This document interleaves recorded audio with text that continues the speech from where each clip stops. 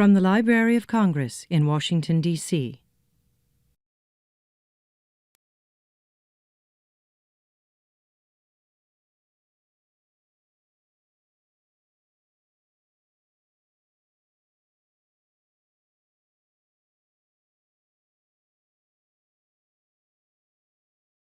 Thanks so much, Gabriel, and everyone else in Melodias Borinqueñas. It's a beautiful concert. Thank you for having us. You guys are clearly way up there in terms of skill level and in terms of taste, what you might call soul or something, whatever you want. Just beauty of every sort in your performance. So thanks Thank you so so much much. for that. Yeah, Thank you. and thanks for working for 25 years to just to come here to the Library of Congress to do this concert today. I think I can die in peace after this. Yeah, there you go. Beautiful, but don't do it. So, can we start with who is Gabriel Muñoz? Who is that person? If you were somebody else and they asked you who Gabriel Muñoz was, what would you say? Oh, that's such a complex question. But as some of you already know, I was born in Utuado, Puerto Rico. I guess to find a better life, my parents moved to New Jersey, where I was raised. The most difficult question I always have to answer is how I ended up playing this instrument, and furthermore having a passion and a love for it. I have no clue. I'll be honest with you, being raised over here since the age of 2, it still baffles me how I ended up doing this. I can, however, say that it was basically began with watching someone play at the age of 14, and I've never seen this instrument in front of me physically, only on old cassettes or such that my father would play of the old jibaro music. And it kind of fascinated me, but I didn't understand what it was. So once I saw it, it enchanted me instantly. I loved the whole chorus effect, natural chorus effect that the instrument had, and how it portrayed itself. It just stood out on its own, and I felt like I really want to do that. Well, we're all thankful that you decided that. That was a good moment for us. Yeah. So, you go back to Utuado at all? Yeah, at the age of 10, my dad started taking me back so that I would know my family, my grandmother and grandfather on his side and such. And every so often, every couple of years, I continued going back until I was old enough to travel my own. And to this day, I still go. Now I go, it's at the point where I go and it's just meeting with different cuatristas and playing and playing and playing. And when I get the chance, I'll see the family. But now it's just, I'm always playing now. So, but yeah, it's always fun to go back and recharge my cultural batteries and musical batteries and meet up with a lot of great musicians over there. Well, let me ask you, who was on those cassettes that your father played? Do you know at this point in time? Then who would you go back and meet with? Where do you get this? Where do you recharge your batteries with whom? I remember my father playing a lot of cassettes from the late great cuatro player Maso Rivera, which is one of the biggest pioneers on the real typical folkloric music on the cuatro. It had such, I guess I would interpret it as some type of jibaro funk type feel to it that really brought out the pride of the music in itself. And that's someone that I never had the opportunity to meet before he passed away, but till this day, one of the biggest inspirations on the whole reason for me really wanting to push out on the culture with the music was Maso Rivera. Maso Rivera. And so what about Ladi? Ladi, I consider Ladi to be the godfather of the modern cuatro. Ladi is the person who made the modern cuatro famous. The 10 strings, the shape, all this came through evolution. I understand the cuatro had different looks throughout the years since its creation, but Ladi deserves so much, in my perspective, so much reverence and honor for what he did in modernizing the instrument itself and style of technique he used to play and the music he used to. He composed so many songs, hundreds of songs that till this day are standards for cuatritas to learn from. And I can never go without mentioning Ladi. To this day, we still try to learn one or two of his songs and perform them. like I said, the godfather of the modern cuatro. Well, now that we're on the cuatro, tell us about the cuatro. For someone who's never seen the cuatro, doesn't know it, why? First of all, they're 10-string. It's called cuatro. What's that all about? Yeah, I mean, I've heard so many different stories in Puerto Rico and over here about how the Puerto Rican cuatro had evolved and has evolved. One of the things was what you just mentioned. Why cuatro? The cuatro means number 4 in Spanish. So, one of the things I learned was that it had 4 strings when it first started evolving. As time went by, I guess with different artisans and luthiers experimenting, making instruments, they decided to make, or add strings, change the shape. To this day, even in this year, 2016, I see different luthiers experimenting with different styles, shapes, and looks, and adding strings, removing strings. A lot of the times it's just a preference of the musician himself. Ladi, for example, he asked for 10 strings. There's another cuatrista by the name of known as Tuto Feliciano. He was one of the original pioneers of where the cuatro hadn't even evolved yet. It had 4 strings, 6 strings, 8 strings, and as these guys went along, they added and modified. But Ladi really made the 10-string popular. The violin look with the 10-string was the modern cuatro that Ladi made popular. Violin look meaning the violin with the as European music influenced a lot in Puerto Rico, the jíbaro, as we call, wanted to feel some sense of sophistication, some sense of acceptance in the higher class, and they kind of copied the violin shape, since that represented the violin, a lot of the classical music and modern style higher class music. And so the countryman, the peasant of Puerto Rico, thought that, hey, that shape, it signifies this, and they wanted to add to that. So they figured that's where Ladi made this famous with the modern Puerto Rican cuatro. So as far as you know, Ladi was the one who really made that the standard, that shape there. Yeah, right? once Ladi, I can't tell you he specifically asked for this shape, but I do know that once Ladislao Martinez, his full name. Once Ladi started coming out on the radio, performing live, people would hear him all over the island. He was one of the first ones to come out on the air performing. Everyone around the island wanted to know what was that cuatro, that instrument he was playing. Once they saw it, everyone was baffled, and it just kind of took off like wildfire. Everyone ordering cuatros made the same way, and it became the standard cuatro after Ladi. Mm-hmm. And I think, didn't he have 2 cuatros in his ensembles? Yeah, it was Ladi, and he had a cousin named Saraira Chilla, if I'm not mistaken, one of his own cousins that would play a harmony to his songs, as duo, to all his pieces. Mm-hmm. Do you ever do that yourself, or you had 1 cuatro in the? We predominantly tend to have the 1 cuatro. Once in a while, we'll get together with another fellow cuatro player and try to work on a double, 2-part, piece or something. What are the advantages of having just 1 cuatro? I guess you have more room to improvise and just have fun and let go, sort of like what I do on stage. And when you have two cuatros, then you have to kind of try to stay in an organized section, just to harmonize with the second cuatro. So, okay, we're talking about the cuatro a little bit. Can you just give it a little sound or tell us, people who might not have heard this before, or close up like this? What I love about this instrument, as also I consider it like the 12-string guitar, the American guitar 12 steel string. It has, being that the strings are doubled, it kind of gives a natural chorus effect. You see a lot of rock guitars and such that will plug up to an amplifier, let's say, or an effects pedal, and they'll add a chorus effect. This has a natural chorus effect just by having the double strings, as also the 12-string guitar, which is something that just fascinates me. And so this is what it sounds like.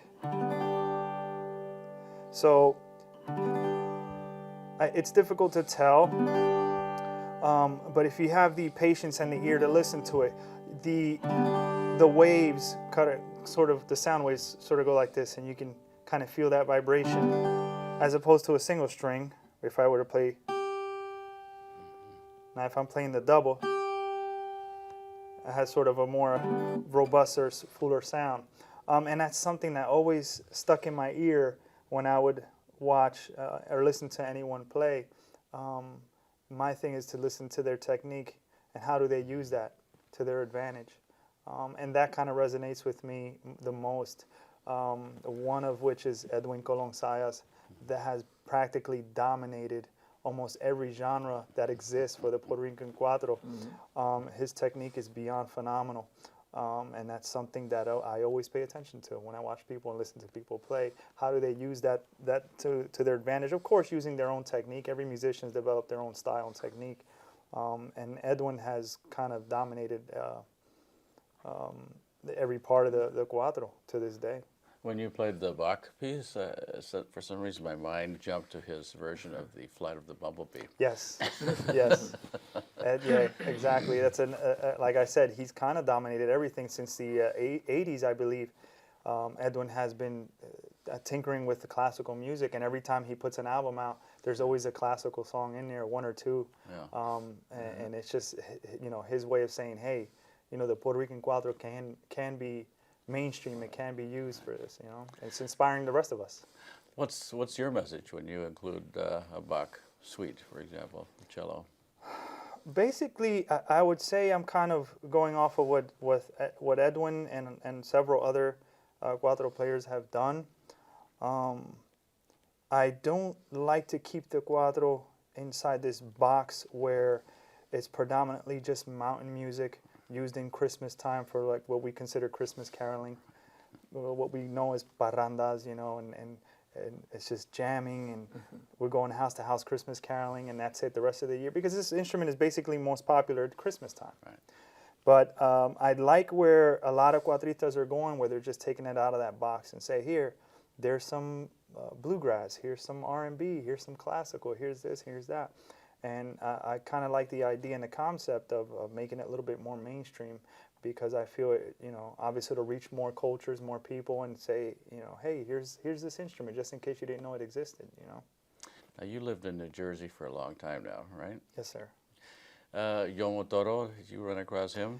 I had the opportunity of meeting him on 2 occasions. He frequent New Jersey a lot. And he did come to my area in Trenton, where I reside, to perform on 2 occasions. I didn't have the privilege and honor of performing with him, but I got to sit and watch this great legend and master perform. I'll be honest with you, I wouldn't want to even take my instrument out of the case in front of him. I mean, it's just, I honored him so much. He's always another inspiration with his style and genre, tapping into the salsa world. Something that I believe he made popular, with a lot of old school salsa singers, Celia Cruz, Willie Colon, and La Fania All-Stars group that was formed in the 70s. I remember the story of him being requested at the recording studio for a salsa album.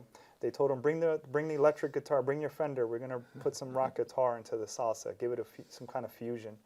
The day comes to record, and Yomo shows up at the studio with his cuatro on his back. And Willie Colon, one of the producers of the album, said, we're not recording Christmas music. This isn't, Jibaro music from the mountain. And Yomo says, I'm a cuatro player. This is what I play. The rest was history. He made that popular everywhere he went. I mean, they traveled the world, Africa, Japan, you name it. And the cuatro was front and center with that. And, it's people like that we have to give thanks to, our younger generation of cuatro players. That we know that there's that opportunity out there. Yeah, well, that's a good topic right there. Can you tell us, I mean, you're in circulation, you go around, hear different groups, and they hear you, and you meet people. What is happening with the younger generation and the cuatro? I'm kind of on the fence on the growth of the cuatro. I obviously see more popularity of the cuatro on the island in Puerto Rico. Their schools are starting to make it part of the curriculum now to learn the cuatro. There's a young man by the name of Pablo Hernandez. He's the first in history to graduate with a bachelor's degree on the Puerto Rican cuatro. with a concentration in jazz just a month ago in Puerto Rico. And they're starting to make it a curriculum now, which is something I'm very, proud to know, and I'm glad to be alive and during this time where this is coming into fruition. I wish that over here in the States, more younger people would get involved, not necessarily just learning to play the instrument, but at least learn about it and learn the culture and be involved with it so that we can pass this heritage down to our children.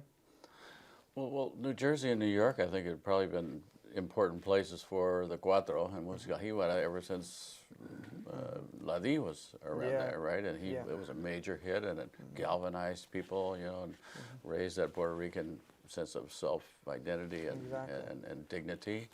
Up do you have, when you say you want to renew your roots, are there people in New Jersey, New York, Hartford, Connecticut, Chicago? Yeah, there's quite a few. They're sparse, but there's quite a few. There's a small community, and I try my best to try to network with as many as I can to keep it going.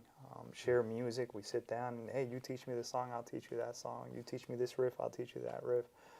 Just to stay inspired. It also keeps you motivated when you're surrounded by that. Type of atmosphere.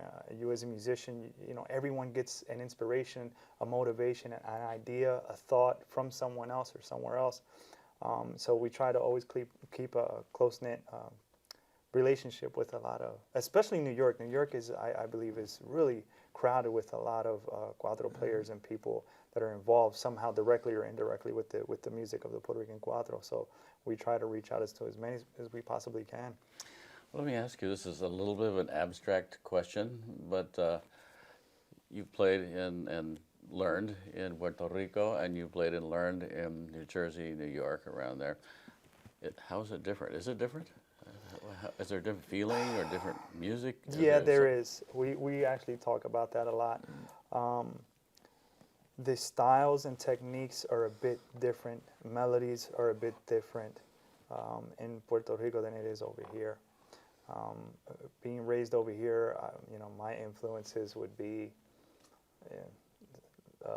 Jimi Hendrix, things more popular over here, whereas over there, they live, eat, and breathe this instrument 24/7, and everyone that has played before them. So there's what I like to consider much more hardcore when it comes to the cuatro, and I hear them, I'm like, oh, they have such a wonderful flavor to their music. Such a wonderful flavor that we try to imitate to the best of our ability, being that we're over here.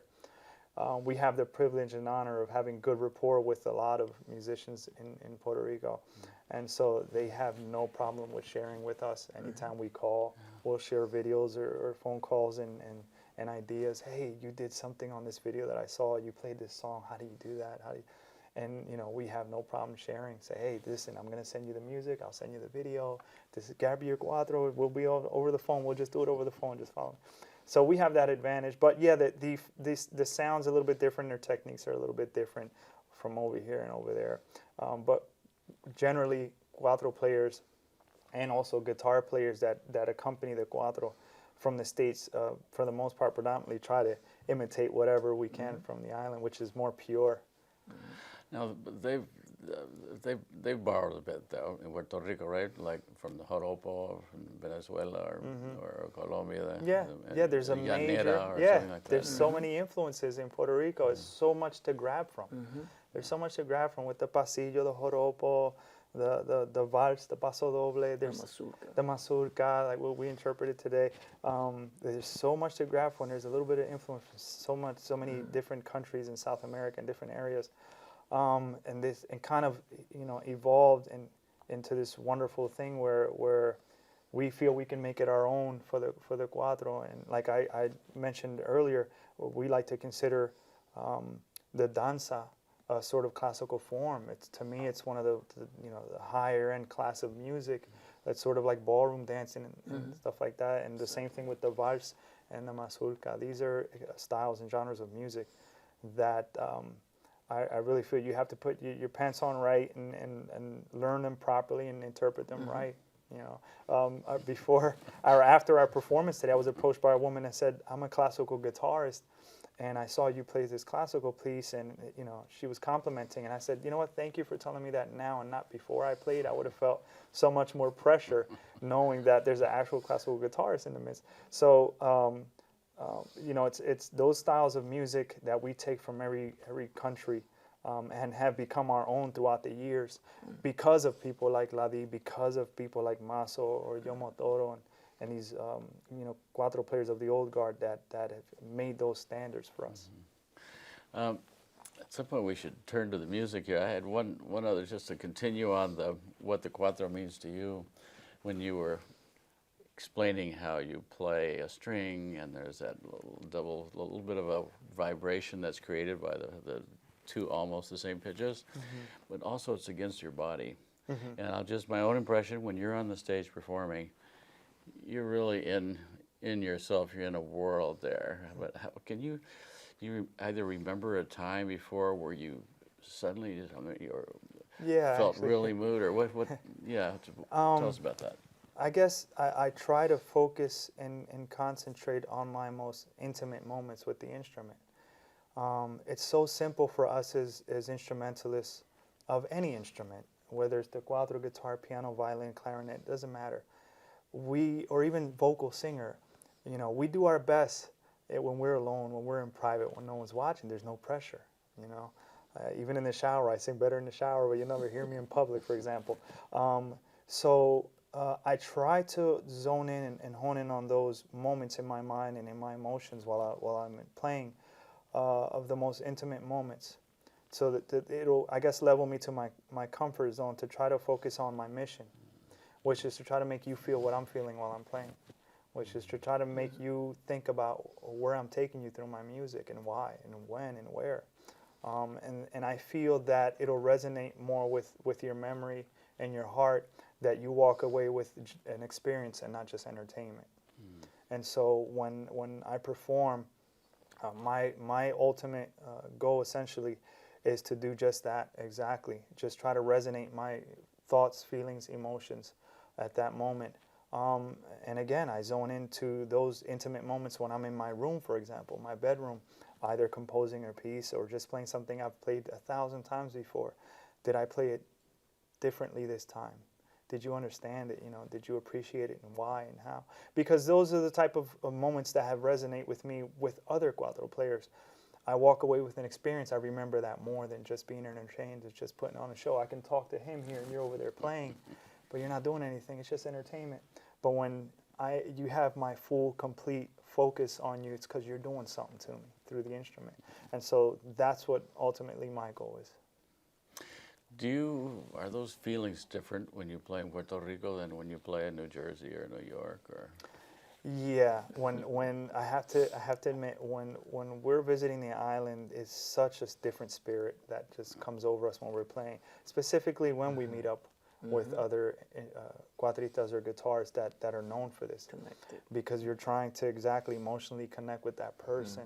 And so when we're back here, back home in the States, we're trying to reenact that, if you will, and we try to live that moment that we had in front of you here, so that you can try to get that interpretation of what it is we're doing in Puerto Rico, what the music is doing over there. Nice. Turning to the music a bit here, you mentioned the aguinaldo, which was the bedrock genre of some of the things you played here. Tell us about some of the other genres, seis and danza and all those kinds of things. Yeah, as I said prior, the danza is one of the most beautiful, beautiful forms that exists for the cuatro. My dream is to eventually record an album where it's nothing but danzas. One of the most beautiful things ever heard on the Puerto Rican cuatro. It wasn't originally, the danza particularly wasn't, originally created for the cuatro, by the cuatro. It was orchestra type arrangements. I played on piano and horns and such. But as time went by and the cuatro started becoming more mainstream in the late 1800s, things like that, early 1900s, and what Ladi did to it, for example, I'll go back to that, the danza became more and more and more. And as such, the same thing with the vals, the same thing with the mazurka, the same thing with the joropo. each style is in its own world, but still stands out in its own form of class. Could you introduce your colleague and maybe give us a taste of aguinaldo and maybe a seis or two, and then the danza, and so whatever you feel moved to do. This is Aníbal Ortiz, our group guitarist. We've been playing together for approximately 10 years now. And the moment we started playing, we instantly clicked, being that Aníbal also plays a little bit of cuatro, so he's familiar with the style. He has that in his ear already, which he translates to the guitar in I believe, perfect accompaniment on many instances. Yeah, we would love to try to go through maybe a couple different... yeah, just a little taste, little samplers. Couple genres. Give us a sense of how they're different. Yeah. So here we'll do the aguinaldo orocobeño, la menor. And it basically goes like, which is like you said earlier, it's a sort of a bedrock standard on the cuatro for the troubadour to sing. And it goes like this.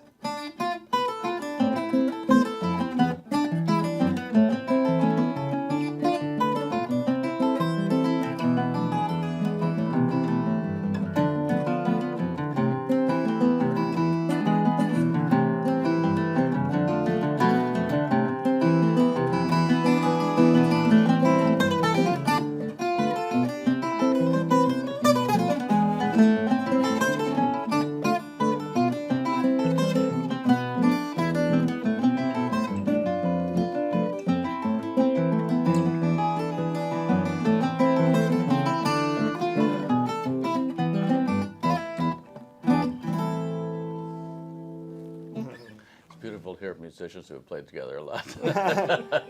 There's just messaging going on here. It's getting me very yeah. That's what I said earlier. We connect pretty well when we play the music, being that we have such a profound understanding of what it's meant to do, not just how it's supposed to sound, but what it's meant to do, and so that helps the entire experience basically. And that aguinaldo orocobeño. Identifies with a certain town in Puerto Rico, right? Exactly. In Puerto Rico, there's different genres named after different towns, and I'm assuming because a certain cuatrista might have created it, who lives in that town and named it after the town. There's a town called Comerío in Puerto Rico, and they have a seis named Seis de Comerío, the Seis of Comerío, which sounds like this. Re menor.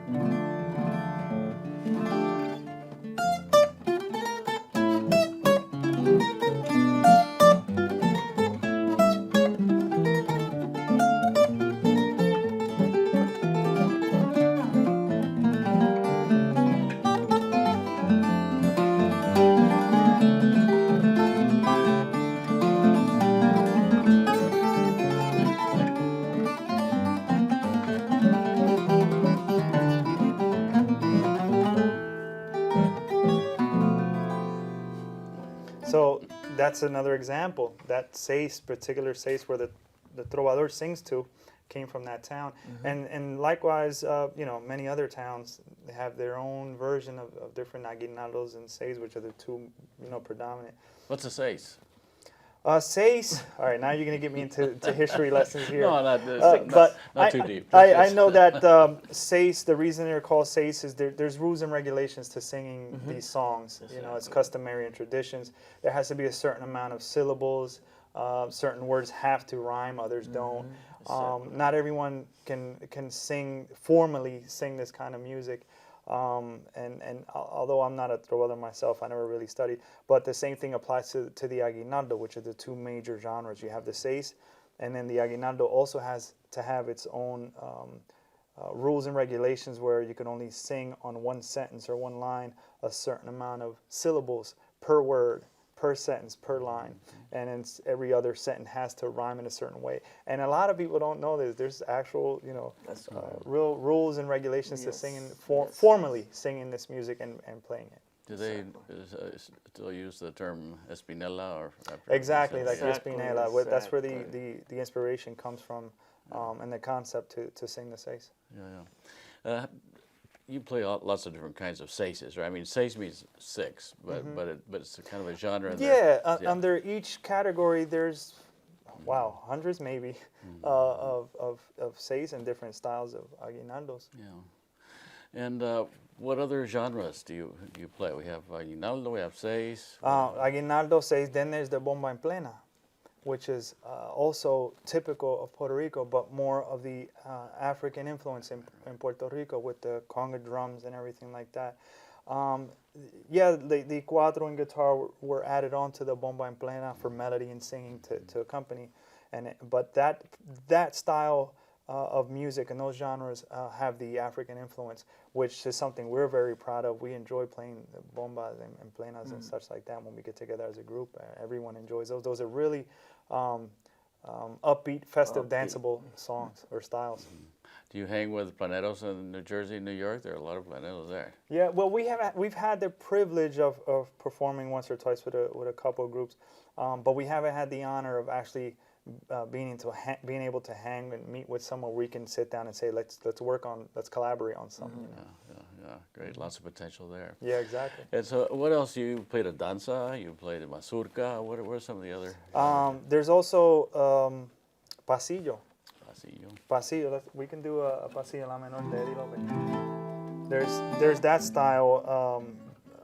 I'm not gonna really say because I'm not certain what South American country the pasillos influenced Puerto Rico, but it has become so popular and also become a standard in styles of music and of the Puerto Rican cuatro. And there's a cuatro player by the name of Eddie Lopez in Puerto Rico who has also composed many songs, which Edwin Colón Saya has been influenced by. And there's a pasillo that he plays, Eddie Lopez composed many years ago, and it goes like this, so you can get the understanding of the rhythm. It goes.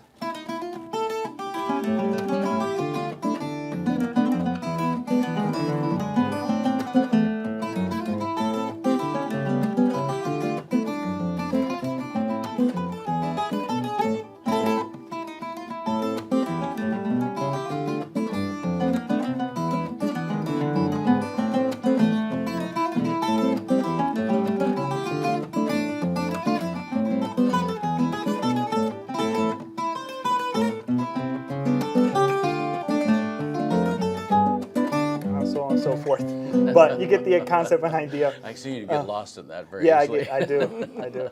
But yeah, they see the rhythms change on guitar, and so every rhythm is a different influence from a different country. I would say that somehow, somewhere or another, has become a standard for how cuatritas play in Puerto Rico and how they compose music.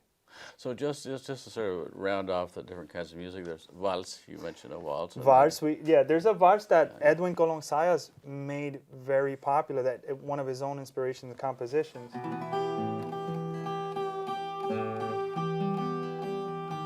And I believe he even named it after one of his daughters.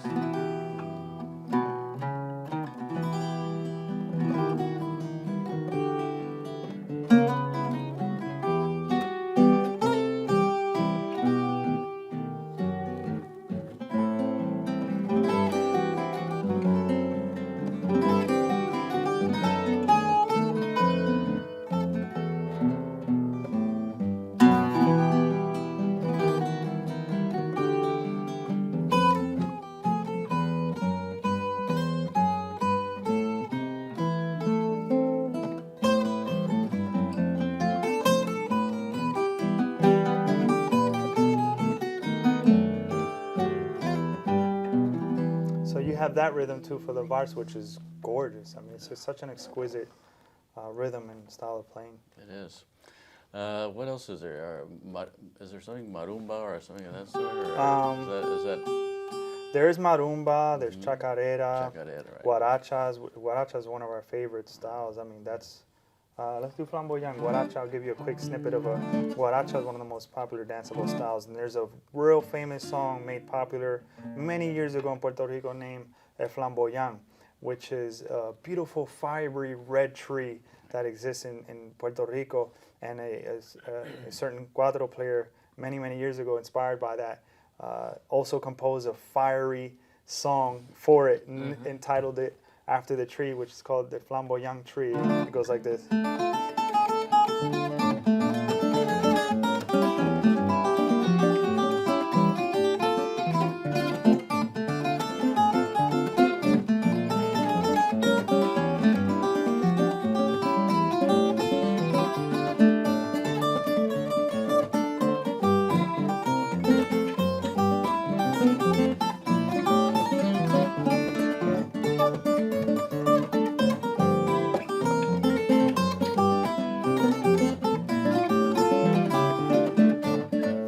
so on and so forth. So it's a danceable, upbeat type style known as guaracha that's also, popular. Early 1900s that really took off, the guaracha style, and you would hear that in all dance halls and parties, and people would always dance and ask for guaracha so they could dance. It's a beautiful rhythm. How you're tapping your foot. Yeah, keep the tempo. That's my tempo. Yeah, you can't help but feel that rhythm, in that style. Now, you're a composer as well. What sorts of pieces do you compose? We heard a couple at the concert. Yeah, I'll be honest with you. My compositions and inspirations come very rare. I don't sit at home composing every week. In the almost 25 years, or around 25 years I've been playing, I might have composed 5 or 6 songs, if that. But it has to be something major that takes over me, emotionally, obviously, to move me to a musical piece. And I've had the honor of composing a danza, which I performed today, a mazurka, which I also performed today, a joropo, and so on. And I've even composed a guaracha and a prelude because of being inspired by the classical movement on the Puerto Rican cuatro. And so I guess like any other musician, you get an inspiration from somewhere. Mine just don't come that quickly, but when they do, I try to take advantage of it and try to compose the best piece possible that'll resonate throughout the years, because I also understand that this is something that's going to last for years. I hear songs from the 1940s, 1950s by Ladi, for example, and they still feel, timeless. And so when I do get an inspiration, I try to follow that concept and idea. Yeah. You didn't compose any seises or aguinaldos. Why is that? I don't, it's funny you mentioned that. Being that I was born in the town of Utuado in Puerto Rico, I always wanted to compose some type of seis utuadeño or aguinaldo utuadeño. And I just, I guess I'm taking my time because I don't want to copy anyone. There's so many out there. You think you compose something and someone already did it. So I'm trying to take my time with how I'm going to do this so that, it'll be my own inspiration. Yeah. By the way, did you ever meet Emilio Rosado, the National Heritage Fellow? No, I didn't. The craftsman, the guy he was with. Instrument makers. There are some great craftspeople in Puerto Rico and the United States, as far as that goes, making cuatros, right? Who made yours, and who are some of the ones that you gravitate to? Like you said, there's so many of them. I started basically at the bottom with a simple cuatro that my father bought from someone off the street for $50. And I remember when I first got inspired at the age of 14, I said, Dad, when I turn 15 for my 15th birthday, I would like a cuatro so I can learn. And my dad walked in on my 15th birthday with a black trash bag, and in it was this cuatro, cracked already because of the years weighing on it. And with that cuatro I learned, I don't know who made it, where it came from, but that was, and to this day I still have that cuatro at home, by the way. I look at that cuatro and I remember where I started. And so I've come to learn and meet so many great luthiers and cuatro makers. This one in particular, I was after this gentleman for several years. His name he's known as Manuel Feneque Rodriguez. He's from a town called Rincon in Puerto Rico, which is very far west of the island, near the beach, and kind of in a corner, probably. Yeah, kind of in a corner, exactly. Rincon meaning corner. Yeah, exactly. Rincon meaning corner, exactly. And so I was after him for a couple of years, and I had to be on a waiting list. I think for about 3-4 years to get an instrument from him. I've run through so many different luthiers. We're never satisfied. We're always looking for the next best guitar, next best cuatro. That's right. You want something of quality, obviously, to last you many years. Sometimes it's just preference, And so I just felt it was a point in my life and time where I can go to the next level and try to acquire a good quality instrument. When I heard from Mr. Feneque, I contacted him. He said, well, there's a waiting list. I can put you on it. Call me next year if I have an opening. And I kept calling him every year from that moment on. And it took me about 4 years to get one from him. He makes great quality instruments, great quality and great sound. So you had to wait a year to call to get on the waiting list. I would call him every year. He says, call me next year. If I have an opening, I'll let you know. So he called me after like the third or fourth year and said, listen, a client backed out. I have a cuatro I made for him. Now he backed out for whatever reasons. If you like the instrument, it's yours. If not, then I'll have to make one for you. I'll send you photos of it. I wasn't really content with what I saw, not because it wasn't a great instrument. I just already, in my mind, I envisioned colors, shapes, and what I wanted. So I was able to say, hey, this is what I kind of really wanted. He said, well, give me about it takes about 6 months to do. I don't fabricate in numbers, mass fabrication. I work on 2, maybe 3 an entire year. So that way he puts all his heart and soul into it in detail. And 6 months turned into a year, and it was finally done. It took his time, and I was more than content, more than happy when I opened the case and saw it. That's another thing. I don't know what I'm going to get. I'm over here. It's different if I'm over there with him and I could say, okay, this and that. This is how I want it to look. I want that wood. I want this sound. But I didn't know what I was going to get until I opened the case and I fell in love. Is that cedar or mahogany or what is that? What's that? The back end? The sides. Yeah, the side is, this is actually rosewood. Rosewood. Okay. Yeah, this is... so that's your request, right? Yeah, rosewood, Brazilian rosewood, which was aged for 20 years. And then I think an English spruce top was aged for 10 years. And so everything that he does, you know, it's climate controlled wood, climate controlled work that he does, aged, so that you get a good quality instrument. And not a lot of people are doing that. And this. Yeah, the armrest also. This is a nice little detail. Obviously, this concept comes from classical guitars. You know, when people sit down and play classical guitars, they'll place their forearm to play, which is a proper form of interpreting the classical guitar, which is technically not the same applies to the cuatro. A lot of times when we're playing, it's up here. It's such a small instrument to begin with. You're up here. But sometimes I like to sit down and interpret my pieces like that. So this is something that it's one of his signature things where on his cuatro he'll place an armrest. Interesting. So getting back to New Jersey a little bit, who do you play for?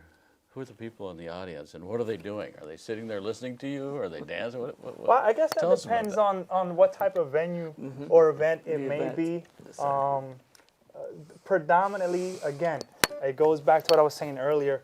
A lot of people love to hear the festive stuff. You know, people listen to this instrument, and what you guys heard today on stage with us performing.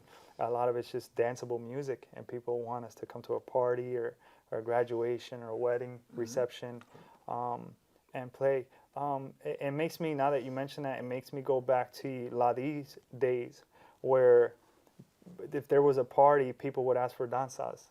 People would ask for his compositions. And that was the danceable music of that time, the danzas, the formal type ballroom dancing, and the mazurkas and the valses and things.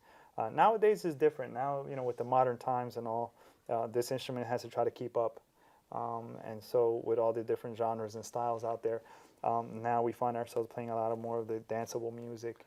You play any Jimi Hendrix? You said you listened to him. No, actually, yeah. What's some of the wild stuff you might do?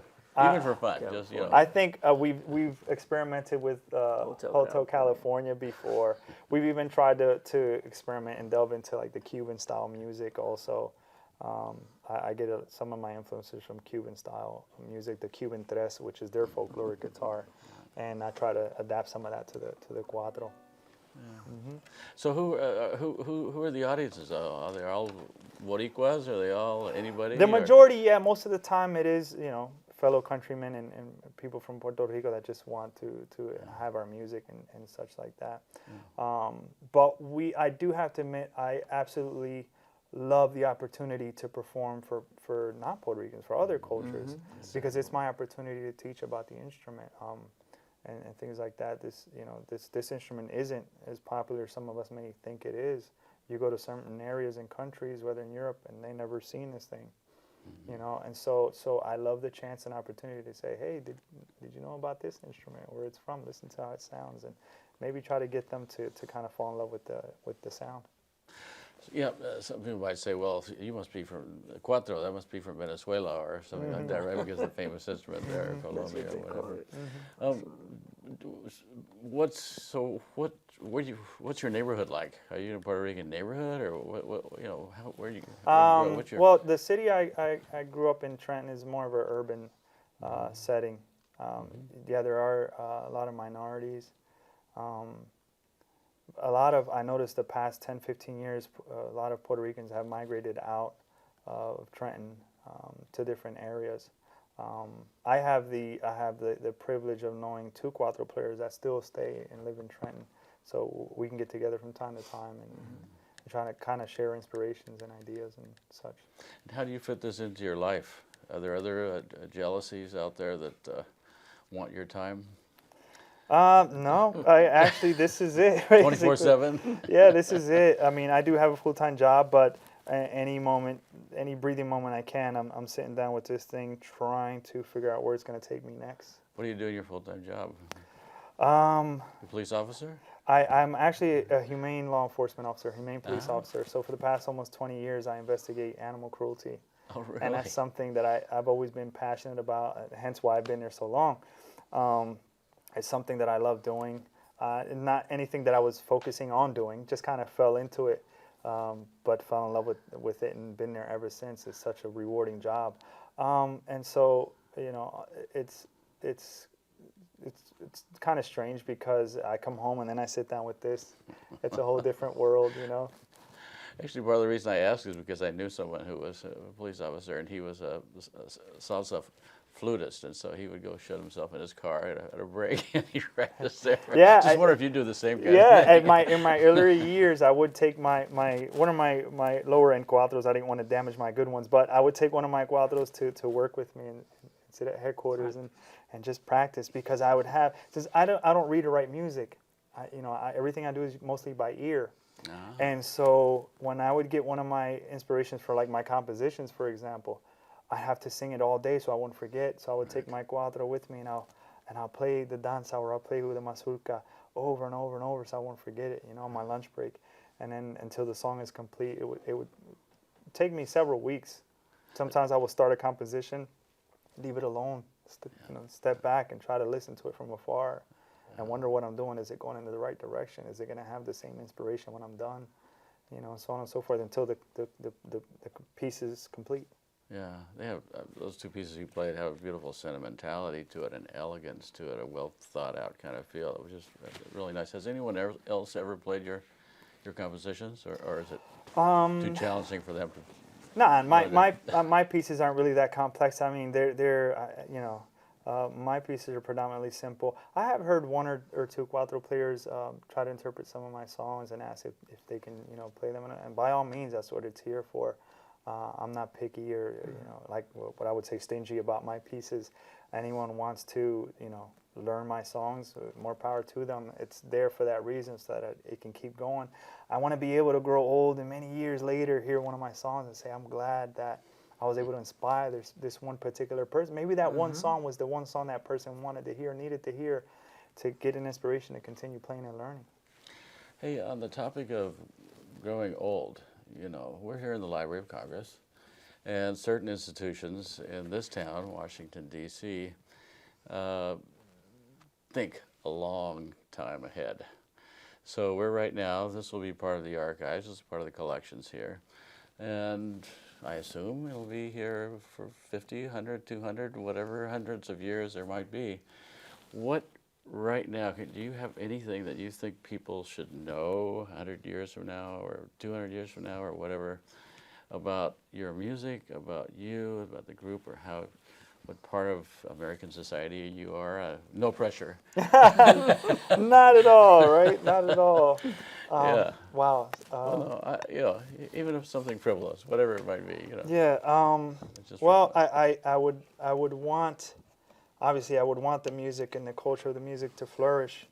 I'm at a point right now in this time and era and generation where the cuatro has grown a lot. It has continued to evolve, and I'm seeing it grow. Although in this small community that it is, I am seeing it growing, and I hope that it continues to grow. It's flourishing very well now, and I want that to keep on going, and eventually until the cuatro is basically fully mainstream, as it would be a guitar is or a piano. I want this instrument to somehow revolutionize the music of Puerto Rico. Well, they say that right now, 1 out of 6 people who live in the United States are Latino. So as the demography moves ahead, it could, in a way, happen in a very organic sense, you know, combined with the beauty of your music and also the changing demography of the United States. That's the kind of thing that I think about. Who are the Melodies now for the future, or who are the Lead Bellies from who he was like 1940s, you know, or the Woody Guthries from way back then. Looking ahead now, who are they right now living today? Who are they? Where are they? What are they doing? And how will they change the world as we know it when it comes to the cuatro? And that's why we're interviewing you. Yeah, I mean, we can only hope and pray to be, you know, just a small ripple, and be able to inspire other cuatro players. Yeah, well, it takes all those ripples getting together to make things happen, from my Yes, sir. experience. But, Yes, sir. should we round this off? I can't resist the temptation to see if there's a Seis Chorreado in there somewhere because you were all over that fingerboard. You were all over that thing. Yes. And that I assume was almost all improvised. You Yes. might have some basic ideas that you kind of remember over and over, but that was really played out in a very special way at that moment. Yes. Just so people can go away with their jaws dropped, you know.